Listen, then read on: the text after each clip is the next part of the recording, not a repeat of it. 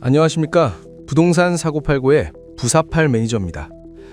여러분, 요즘 부동산 시장에서 조용하지만 가장 무게감 있게 다뤄지고 있는 이슈가 무엇인지 아십니까? 바로 지난 11년 동안이나 굳게 닫혀있던 불법 건축물 양성화의 문이 다시 열릴 준비를 하고 있다는 소식입니다. 최근 뉴스와 매체를 통해 2026년에 양성화가 추진될 예정이다. 내 집도 합법화 가능성이 있다는 이야기 한 번쯤은 들어보셨을 겁니다. 하지만 정확히 어떤 내용인지, 정말 시행이 되는 것인지 궁금해하시는 분들이 참 많습니다. 오늘 제가 그 궁금증을 완벽하게 정리해드리겠습니다. 지금 이 순간에도 건축물 대장 한 구석에 찍힌 노란색 위반 딱지 때문에 재산권 행사에 제약을 받고 계신 분들, 혹은 아직 적발되지는 않았지만 생활의 편의를 위해 베란다를 확장했거나 옥탑방을 만들고 늘 마음 한편이 무거우셨던 전국의 소유주분들, 오늘 영상에 집중해 주십시오. 이것은 단순히 과태료를 면해주는 차원을 넘어 여러분의 소중한 재산을 법적 테두리 안으로 안전하게 안착시킬 수 있는 보약 같은 기회가 될 수 있습니다. 오늘 저 부사팔이 국토교통부의 정책 방향과 최근 당정협의에서 논의된 핵심 내용, 그리고 앞으로 남은 입법 절차까지 단 하나도 놓치지 않고 아주 자세하게 설명해 드리겠습니다. 제가 현장에서 개업 공인중개사로서 수많은 상담을 진행하다 보면 정말 가슴 아픈 사례를 자주 접하게 됩니다. 얼마 전 대구 인근의 전원주택을 소유하신 한 어르신이 저를 찾아오셨습니다. 평생 자식들 키우느라 고생하시고 이제 노후 자금 마련을 위해 정든 집을 내놓으셨는데 계약을 목전에 두고 예상치 못한 큰 문제가 발생했습니다. 오래전 비바람을 막으려고 테라스를 조금 늘리고 지붕을 씌워 사용한 것이 위반 건축물로 적발되어 있었던 것이죠. 결과가 어땠을까요? 매수자는 집이 너무 마음에 든다며 당장이라도 도장을 찍고 싶어 했지만 주거래은행에서 대출 승인이 거절되었습니다. 최근 금융권은 건축물 대장의 위반 기록이 단 하나만 있어도 담보대출 진행을 매우 까다롭게 규제하고 있기 때문입니다. 결국 계약은 무산되었고 어르신은 급하게 자금이 필요한 상황에서 시세보다 무려 15%나 낮은 가격에 집을 매도해야 하는 상황에 놓이셨습니다. 평생 일궈온 소중한 자산이 행정적인 절차에 대한 무지 때문에 앉은 자리에서 수천만 원의 손실로 돌아온 겁니다. 이것이 과연 그분만의 일일까요? 아닙니다. 특히 귀농 귀촌을 하셨거나 시골 주택을 소유하신 분들 중에는 비가림 시설을 설치하거나 창고를 증축한 경우가 아주 많습니다. 남들도 다 하는데 설마 나만 걸리겠어? 시골 인심에 누가 신고하겠어? 이런 생각은 이제 정말 위험합니다. 현재 관계당국은 AI 기반의 항공사진 분석과 드론 점검을 지속적으로 확대하고 있는 상황입니다.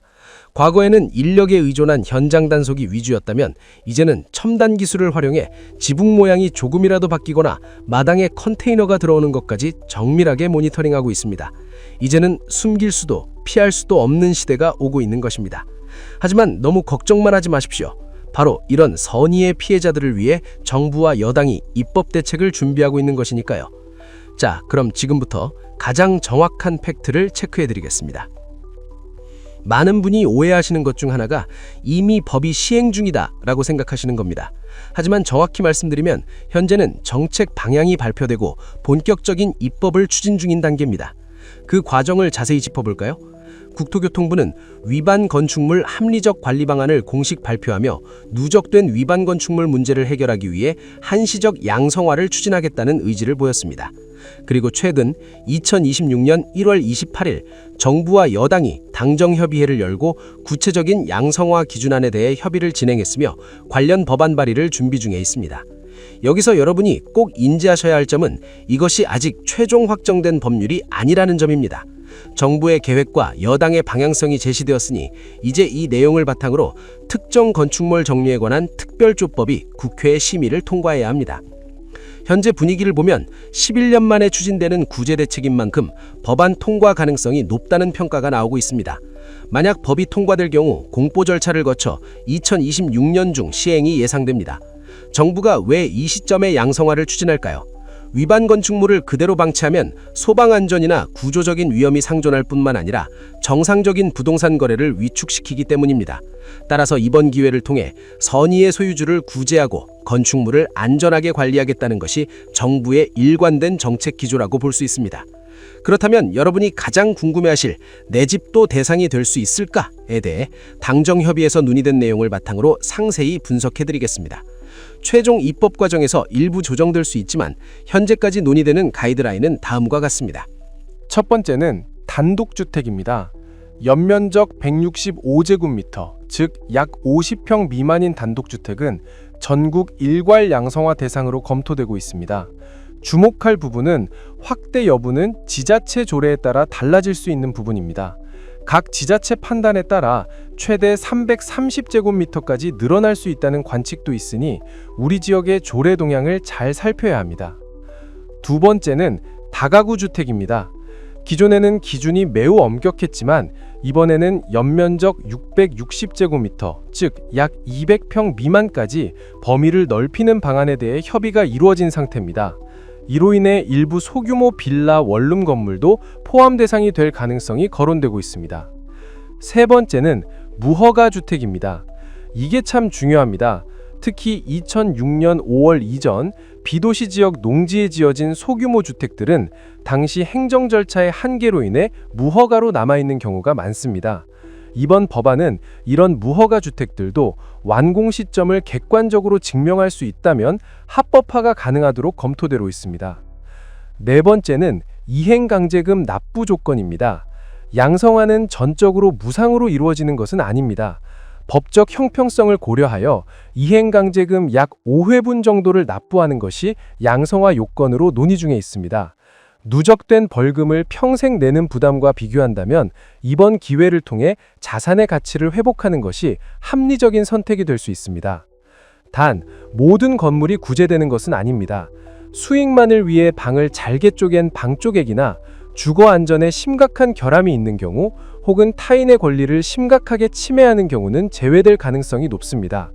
철저하게 소규모 주거용 선의의 소유주를 보호하는 데 초점이 맞춰져 있기 때문입니다. 자, 이제 이 정책이 추진되고 있다는 것을 알았다면 우리는 지금 무엇을 해야 할까요?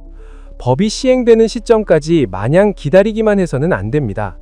특별법은 보통 시행 기간이 1년 정도로 한시적이기 때문에 미리 준비한 사람만이 그 혜택을 온전히 누릴 수 있습니다.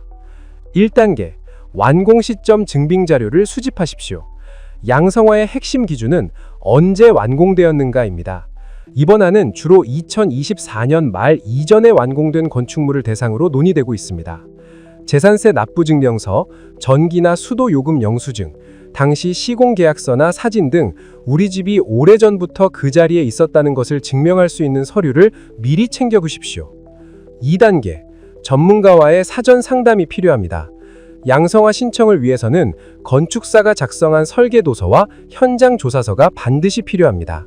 미리 신뢰할 만한 건축사 사무소를 통해 우리 집이 면적 기준이나 안전 요건에 부합하는지 가늠해보는 시간을 가지시기 바랍니다. 3단계, 토지 소유 관계를 명확히 정리하십시오. 본인 소유의 토지라면 큰 문제가 없겠지만 타인의 토지나 국공유지를 일부 점유하고 있다면 토지 소유주의 사용 승낙서가 필수적입니다. 나중에 법이 시행되었는데 땅 주인과의 협의가 늦어져 기회를 놓치는 경우가 발생하지 않도록 지금부터 미리 소통하셔야 합니다. 여러분이 이번 양성화를 통해 얻게 될 결실은 엄청납니다. 첫째, 건축물 대장에서 위반 표기가 삭제되어 재산권 행사가 자유로워집니다. 둘째, 정상적인 담보대출이 가능해져 자금 유동성이 확보됩니다. 셋째, 전세보증보험 가입이 가능해져 임대차 계약이 원활해집니다. 넷째, 무엇보다 매매 시 제값을 온전히 받을 수 있는 합법적 자산이 됩니다. 이것은 단순히 서류를 정리하는 문제가 아닙니다. 여러분의 소중한 보금자리를 불안한 상태에서 벗어나게 하여 그 가치를 극대화하는 최고의 자산 방어 전략입니다. 오늘 2026년 불법 건축물 양성화 특별법의 추진 현황과 논의되고 있는 기준들에 대해 자세히 짚어봤습니다. 다시 한번 정리해드리자면 현재 정부 정책은 공식적으로 발표되었고 당정 협의를 통해 기준안이 논의된 상태입니다. 이제 국회 본회의 통과라는 마지막 관문이 남아 있습니다. 아직 최종 확정된 법률은 아니기에 시행 시기나 세부 조건은 입법 과정에서 일부 조정될 수 있습니다. 정부는 추진 의지를 밝힌 상태이며 입법 절차가 어떻게 진행되는지 계속 지켜볼 필요가 있습니다. 부동산은 아는 만큼 지킬 수 있고 준비한 만큼 그 가치를 누릴 수 있습니다. 저 부사팔 매니저는 앞으로 법안의 국회 통과 소식부터 지자체별 세부 조례가 확정되는 그날까지 누구보다 빠르고 정확하게 여러분께 소식을 전달해 드릴 것을 약속드립니다. 오늘 영상이 여러분의 소중한 재산을 지키는데 작은 길잡이가 되었기를 바랍니다. 내용이 유익하셨다면 구독과 좋아요, 알림 설정 꼭 부탁드리고요. 위반 건축물 문제로 고민하고 계신 주변 분들에게도 이 영상을 공유해 주시기 바랍니다. 여러분의 따뜻한 댓글은 제가 더 좋은 정보를 준비하는 데 큰 힘이 됩니다. 여러분의 소중한 자산, 부동산 사고팔고가 끝까지 고민하고 해결하겠습니다. 오늘도 끝까지 시청해 주셔서 진심으로 감사합니다. 지금까지 부동산 사고팔고의 부사팔 매니저였습니다.